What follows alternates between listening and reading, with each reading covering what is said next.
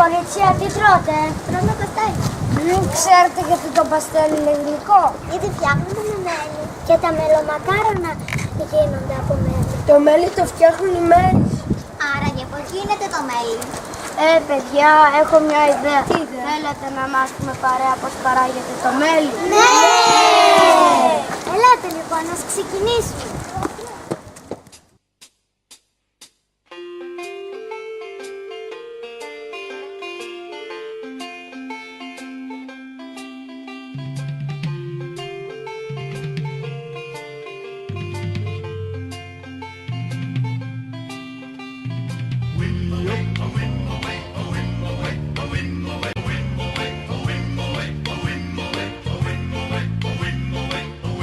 Η μέλισσα είναι κοινωνικό έντομο και ζει σε αποικίες μαζί με άλλες μέλισσες.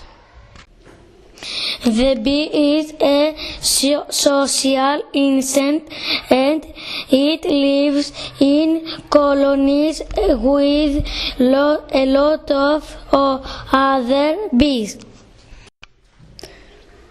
Στην κοινωνία των μελισσών οι μέλισσες έχουν το δικό τους ρόλο. Η βασίλισσα, οι εργάτριες και οι κυφήνες. In their society, bees have different roles. The queen bee, the worker bee, and the drones. Η βασίλισσα είναι η πιο μεγάλη σε μέγεθος. Υπάρχει μόνο μία βασίλισσα μέσα σε κάθε κυψέλη και ο ρόλος της είναι να γεννάει αυγά.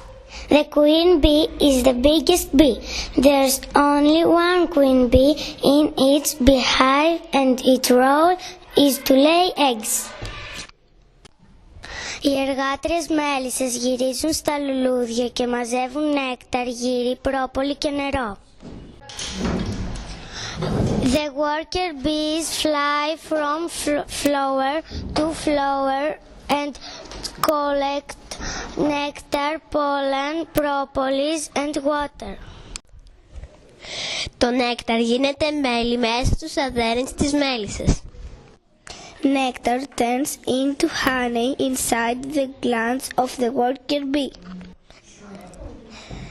Οι μέλισσες επίσης μεταφέρουν τη γύρι των λουλουδιών με τα πόδια τους και έτσι συμβάλλουν στην επικονίαση, δηλαδή την αναπαραγωγή των φυτών.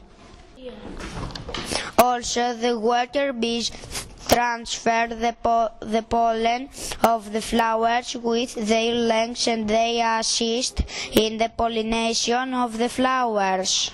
Οι μέλισσες ακόμη παράγουν βασιλικό πολτό για να ταΐζουν τις προνύμφες. Ο βασιλικός πολτός είναι πολύ θρεπτικός.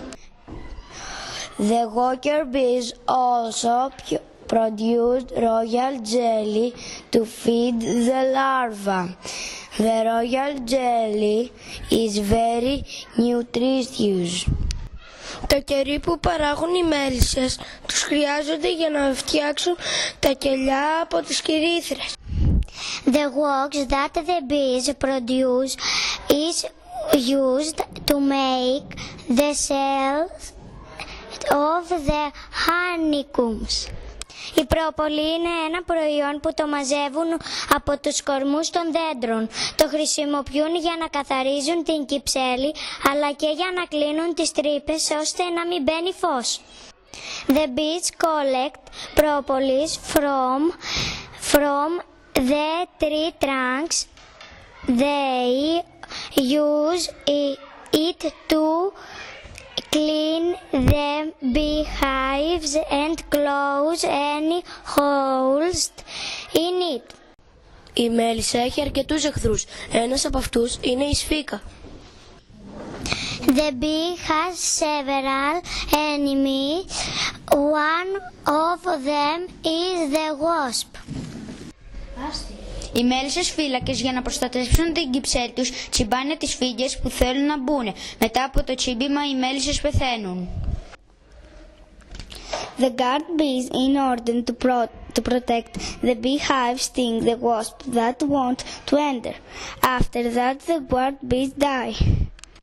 Η βασίλισσα γεννάει περίπου 1000 αυγά την ημέρα μέσα στα κελιά της κυψέλης. The queen bee lays about 1000 eggs in the wax cells. Μετά από 3 μέρες γεννιέται η νύμφη. After 3 days the larva is born. Οι εργάτριες φροντίζουν τα αυγά και ταΐζουν τις νύμφες βασιλικό πολτό και γύρι. The worker bees take care of the eggs and feed the larva royal jelly and pollen. Μετά η εργάτρια σφραγίζει τα κελιά με κερί. Then the worker bee seals the wax cells with wax. Τελικά μετά από 21 ημέρες από τη γέννηση των αυγών η ενήλικη μέλισσα είναι έτοιμη. Finally, after 21 days since its birth, the adult bee is ready. Οι μελισσοκόμοι βάφουν τις κυψέλες τους με κατάλληλα χρώματα και τοποθετούν τα μελίσια τους μέσα σε αυτές. The beekeepers color the beehives with suitable colors and they put the bees inside them. Οι μέλισσες μπορούν να δουν 4 χρώματα, το υπεριώδες, το μπλε, το πράσινο μπλε και το κίτρινο. Bees can only see 4 colors: ultraviolet, blue, green blue and yellow. Οι μελισσοκόμοι χρησιμοποιούν κατάλληλες στολές και καπνιστήρια. The beekeepers use special costumes and smokers. Το καλοκαίρι βγάζουν τις κερίθρες από τις κυψέλες και χρησιμοποιούν ειδικά μηχανήματα για το τρίγο του μελιού.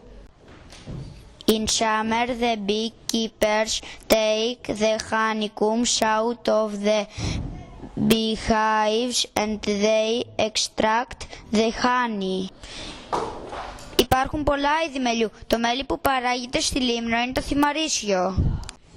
There are many kinds of honey. Honey from time-fed bees is very characteristic in Limnos.